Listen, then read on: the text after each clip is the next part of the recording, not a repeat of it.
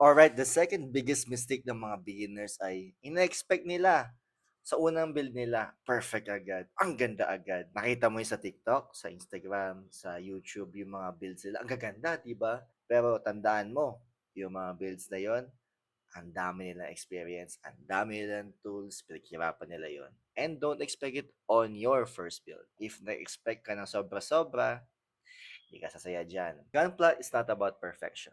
It's about freedom. It's about passion. Ang dapat una mong maramdaman sa unang build mo, ay, gusto ko pa. Isa pa. After that, isa pa.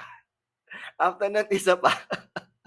And after that, isa pa. Yun ang gusto kong maramdaman nyo sa mga builds nyo, okay? Just remember, don't chase perfection.